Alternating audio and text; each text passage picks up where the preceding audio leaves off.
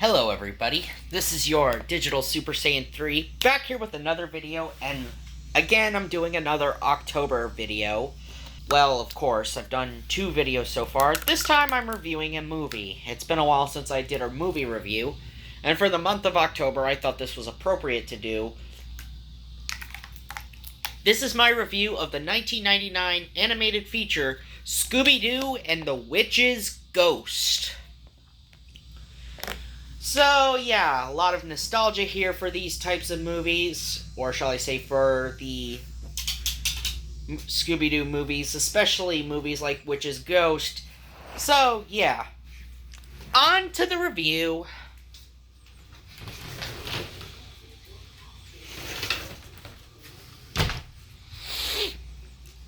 So we start off the movie in the dead of night at a museum,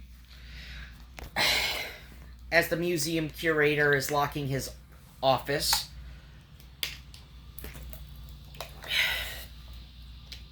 We soon see the curator of the museum walk by displays, and let alone and behold, the Mystery Inc. gang were disguised as the displays. You see Velma as a girl from ancient Greece. You see Daphne and Fred disguised as a princess and a bard. And of course, Scooby and Shaggy take up the disguise of a caveman and a saber-toothed tiger. The professor accidentally presses on the button where the caveman display is, and activates the display and its PA system. Only for then, the curator to be ambushed by 2 mummy warriors. Only for Shaggy, voiced by Scott Innes, to say, "Professor, behind you!" And yes, Scott Innes also does the voice of Scooby. So yes, he is playing both Shaggy and Scooby in this movie. And yes, Scott Innes took over the voice of Shaggy from Billy West after Zombie Island.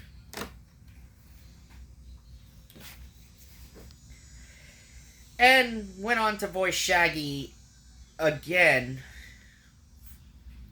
until What's New Scooby-Doo, because when What's New Scooby-Doo came out, they brought Casey Kasem back to voice Shaggy. But anywho,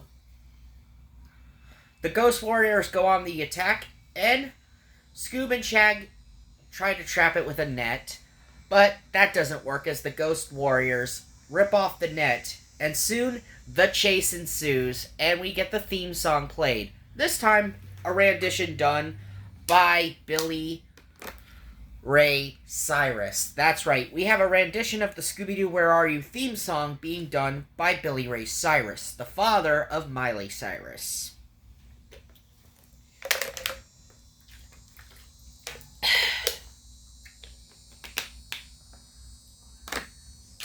Only for the mummies to get tripped up by a mysterious foot. The mummies are then unmasked, and we are introduced to Ben Ravencroft, voiced by Tim Curry. And yes, I have reviewed a few movies with Tim Curry in them. Well, mostly a lot of Nickelodeon movies, because he was the dad in The Wild Thornberrys. He was the voice of Rex Pester, Action News, in the Rugrats movie a year prior to the release of Scooby-Doo and the Witch's Ghost. And yes, he was also one of the sumo wrestlers in Rugrats in Paris. And yes, Tim Curry is one hell of a voice actor here. You didn't expect him to voice such a nice guy like Ben, right? Of course, now we gotta talk about the voices of the Mystery Inc. gang, since now they're talking. Or, we have Fred Jones being voiced by longtime voice actor of him, Frank Welker. Yes, Frank Welker has been the longest recurring voice actor of Scooby-Doo for a long time. He's been the voice of Fred, but later he also voiced Scooby-Doo as well. Frank Welker also did the voice of Abu in Aladdin, as well as the voice of the Cave of Wonders head as well in Aladdin. You have B.J. Ward, who does the voice of Velma. And, of course, you have Daphne, voiced by Mary Kay Bergman, who recently passed away. But anyway, we also see that Velma is a bit of a fangirl of Ben because Ben is a famous horror writer. And that he's going back to his hometown of Oak Haven, Massachusetts to attend the Fall Festival to recharge the old batteries.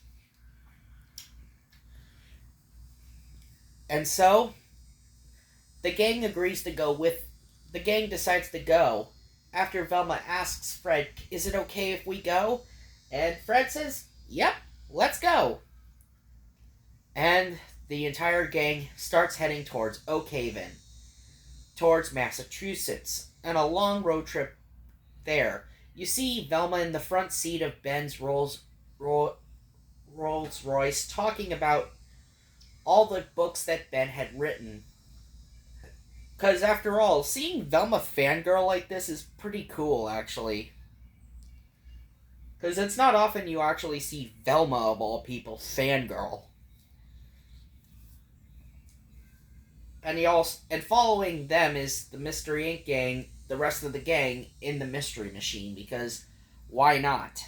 Because, of course, you can't have a Scooby-Doo movie without the gang's vehicle of choice, the Mystery Machine. The gang soon arrive in Oak Haven, only to learn that it's overrun by tourists.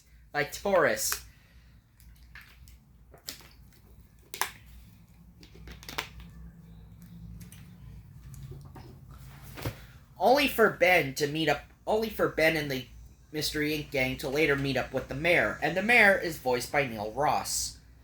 If you don't know who Neil Ross is, yeah, he's the voice of the Green Goblin. Yes, he actually did the voice of the Green Goblin in the 90s Spider-Man cartoon. As well as I think he also was in the 80s one as well. But yeah, he did voice the Green Goblin. And he does a solid job voicing the mayor. You know, a mayor who's just wanting to make money for his town, you know? To drive up revenue. Of course, he then decides to show the gang that business had been booming because of our Puritan village, as he begins showing us this of what life was like in the 1600s in this Puritan village. We saw a turkey pen for the turkeys. We see pumpkins. We even see a stockade, and Shaggy hilariously locks himself in the stockade saying, "Look, Scoob, I've been a bad boy." And even Scooby gets a turn to churn the butter, and plays the butter churn like a guitar. They even run into the t-shirt salesman, Mr. McKnight, who also runs the pharmacy, and tells them that tells the gang and Ben that the ghost of Sarah Ravencroft has been haunting these grounds because we had disturbed her slumber when we built this village. But Ben, getting furious that his ancestor has been accused of being called a witch, said, "No, my ancestor was a medicine woman. She was a Wiccan." And of course, Velma even gets to tell us what a Wiccan is. So, Wiccans basically are healers who use the elements of the earth as a way of healing people.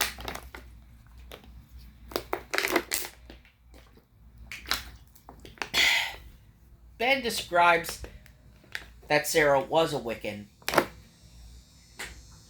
Meanwhile, Scooby and Shaggy go to the local restaurant owned by Jack. And Jack's such a nice guy, you know. He's such a great cook. I mean, he tells Scoob and Shag, like, he gets a hell of an earful with Scooby and Shaggy, especially since Scooby and Shaggy just cleans him out of his own restaurant. I mean, Scooby and Shaggy pretty much clean him out of his own restaurant by just eating so much of all the food he had in his restaurant, and even making all the pies. Scoob and Shag then decide. So then, because the bill was on Ben, Scoob and Shag basically take off and begin walking off onto the town scene, realizing that this place sure is spooky when it feels so empty, knowing that all the tourists have knowing that a lot of the tourists have just left. They soon see the hex. Scooby and Shaggy soon run into the Hex Girls, who they mistaken as witches. The Hex Girls are voiced by Jennifer Hale as Thorn, the lead singer and guitarist.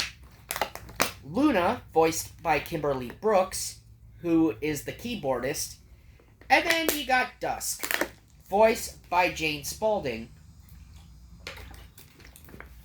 who is the drummer of the group. Anywho, they get quickly scared of the Hex Girls when the Hex Girls say hello, and Scoob and Shaggy run off. Oh boy.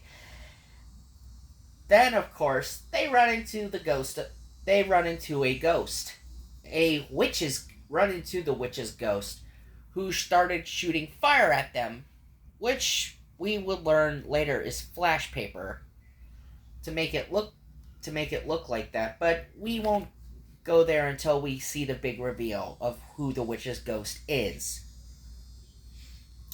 Then Scooby and Shaggy run into the gang and Ben.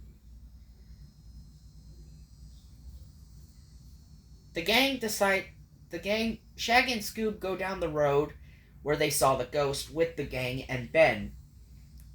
And Velma sees the residue. Only for then, they see a glow in the distance, which the gang stumble upon is the Hex Girls actually rehearsing for their concert, singing the song I'm gonna put a spell on you, or I'm a hex girl. So yeah, their song I'm a Hex Girl is one of their most recognizable songs.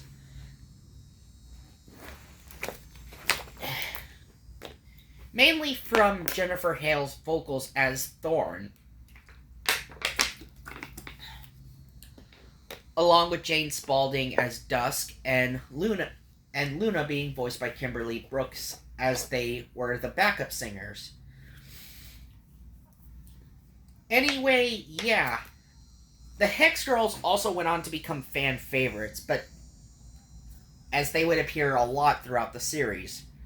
After their rehearsal is over, they soon shook hands with Ben Ravencroft and introduced themselves to Ben.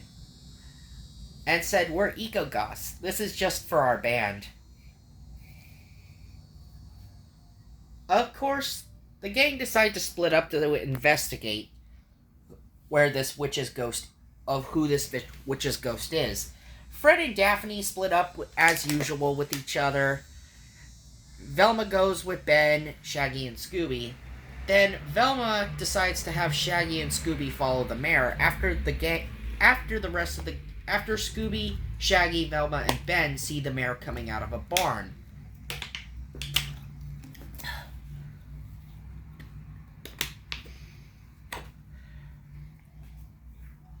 Ben and Velma go to investigate the barn, while Shaggy and Scooby follow the mayor.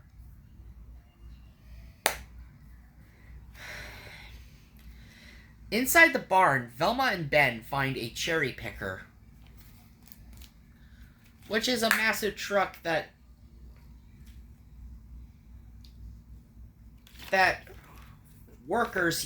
fire workers use with a crane.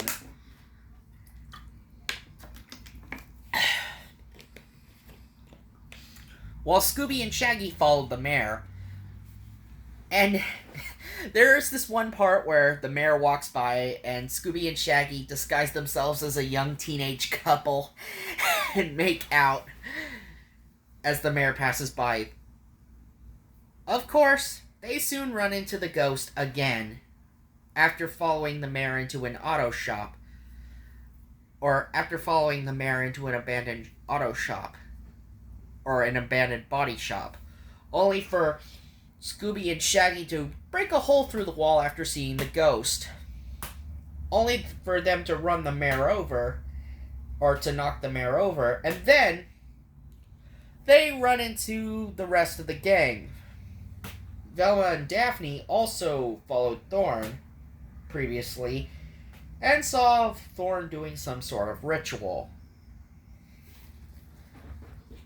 But we would later learn it was mint cloves, mint leaves, and forgot what else she said it was to soothe her vocal cords, mainly to keep them hot and fresh for tomorrow for their concert. So, the gang decides to set a trap for the witch's ghost. And so, the witch's ghost shows up after the Hex Girls are called here by Ben to their stage. And soon the witch's ghost appears and attacks the gang. Only for Velma's trap to work when a tree branch knocks the witch's ghost into a goalpost. Only them learning that the witch's ghost was actually Mr. McKnight, the pharmacy owner. Yes, the same guy who was selling the t-shirts. But it was a scheme concocted by the mayor, mostly. It was a group effort by the rest of the townspeople to bring revenue to the small town so people could come by and visit.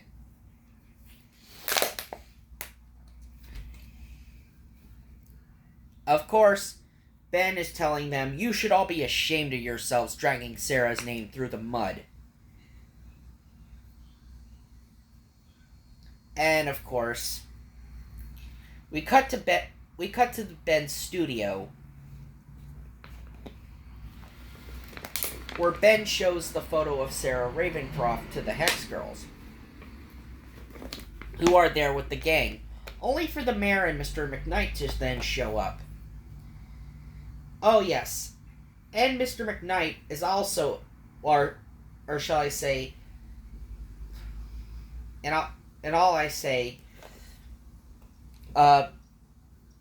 mayor and Mr. McKnight show up to Ben's studio to tell Ben we found Sarah's grave marker.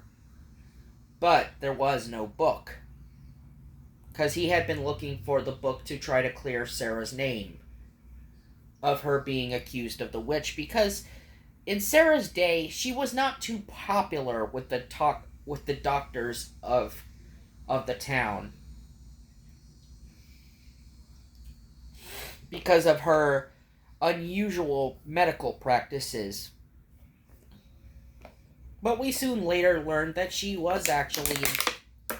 Oh, wait. That doesn't come up yet. So, they go back to where Scooby and they go back to the Puritan village where Scooby and Shaggy found an old shoe buckle from the colonial days. And soon, they found the cut-down oak tree that just so happened to be the same oak tree that Sarah did her healing. So Scooby begins digging up where the book was buried, only to learn that the chest was actually really evil looking, and the book itself was not a healing journal, but a spell book. And yes, this is where Ben turns his absolute most, and this is where Ben turns on the villain switch. Velma's like, this this is too evil looking to be a medical journal. And then Ben says, surprise, because it isn't, Velma. It's a spell book. And soon we see Ben use his warlock powers. Yes, that's right. Ben would reveal that, yes, because Sarah was a witch, that would make him a warlock. And we would see Ben go extremely ham in this scene. He pretty much spins yarn to trap the Hex Girls. He locks the mayor and Mr. McKnight in stockades. He's throwing around wind and even sets fire, trapping Fred, Daphne, and Velma in a fire, only for them to get rescued by Scooby and Shaggy, who also manages to steal the book from Ben. Of course, Ben takes potshots at the Mystery Machine as the Mystery Machine tries to escape with the book. And they are unsuccessful trying to get away in the Mystery Machine because the tires get destroyed and the Mystery Machine crashes. Not without Ben taking the book from the gang. And soon, Ben decides to summon the spirit of Sarah Ravencroft. And the spirit of Sarah Ravencroft herself rises from the dead. And she sees Ben and says, who is, and she asked who Ben is, and Ben is, I am your descendant. And Sarah herself realizes that she isn't in debt to anyone, however. And yes, I forgot to tell you, Sarah Ravencroft herself is voiced by Tress MacNeille. Tress MacNeille is such a great voice actress. You've seen her in plenty of roles. DuckTales, The Simpsons, Futurama, Animaniacs. And yes, the list goes on and on till the break of dawn with Tress MacNeille. And soon Sarah reveals her true villainous self as she decides to trap Ben, realizing that she doesn't work with others. That Sarah is a solo act. She begins animating pumpkins. We see it become a game of keep away with the book. And of course, Fred, Daphne, and Velma distract Sarah while Scoob and Shag steal the book. However, when Sarah realizes that Scooby and Shaggy have the book, Sarah begins chasing them down. She destroys the turkey. She destroys the turkey pen by making a turkey ginormous. Yes, that's right. A ginormous turkey begins chasing Scooby and Shaggy to get the book back. We even see her animate pumpkins and bringing pumpkins themselves to life. Yes, this is the power of the dark arts on full display in this movie.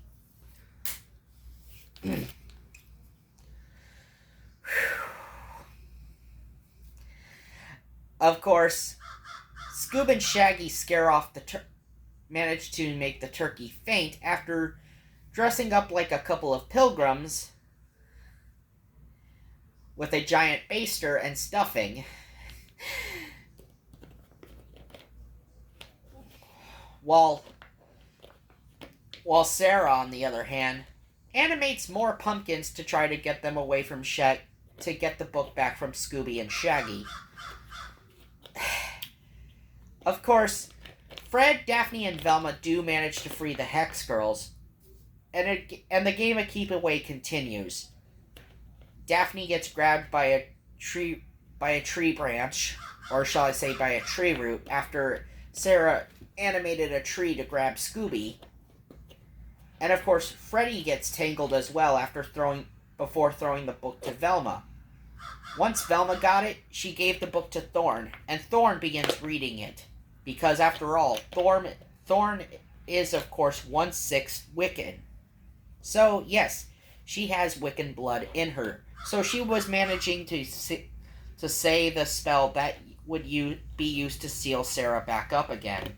So Sarah is in prison, but she says, "I'm not going alone!" And she drags Ben into the book with her. And soon, one of the tree branches that were on fire and still was on fire lands on top of the book, and Velma says, "Ben Ravencroft's last story, one the world will never buy." And then Shaggy makes a joke saying, "But I bet it would have been a nice hot cellar." The mayor's in distraught, however, after being freed, only to learn that the Puritan village is destroyed. There's no village, no ghost. So, of course, yes, he still has the Hex Girls, but he's, of course, going to need another attraction besides them. And thus and behold, he still sees the giant turkey, because the turkeys still remain ginormous after Sarah's dark magic. And thus, the Hex Girls perform their concert, singing Earth, Wind, Fire, and Air. And actually, it's my favorite song in the entire movie. Hell, it's probably one of my favorite Scooby-Doo songs. And probably one of my favorite songs done by the Hex Girls themselves. And thus, the movie ends with Scooby-Doo saying his traditional Scooby-Dooby-Doo line, and then flapping his vampire cape into the wind, as Scooby and Shaggy and the rest of the guys were wearing vampire capes, while Velma and Daphne were wearing witches' hats while performing on stage with the Hex Girls. So that was Scooby-Doo and the Witch's Ghost. Final thoughts? It was actually a really good movie. It was better than I remember it to be. It had a really good setup and everything. I mean, especially with the reveal of Ben as the villain. As one of the villains. I mean, especially since we also learn later on in the movie that he also orchestrated the museum mystery as he paid off the security and, of course, the archaeologist responsible for being in the mummy getup. So, yeah. Final thoughts, like I said, it was a great movie. The music was great. I mean, heck, even the Billy Ray Cyrus rendition of the Scooby-Doo theme song was good. So overall, it was still a fun watch on this October. Anyway, this has been your Digital Super Saiyan 3, and I will see you guys next time. See ya!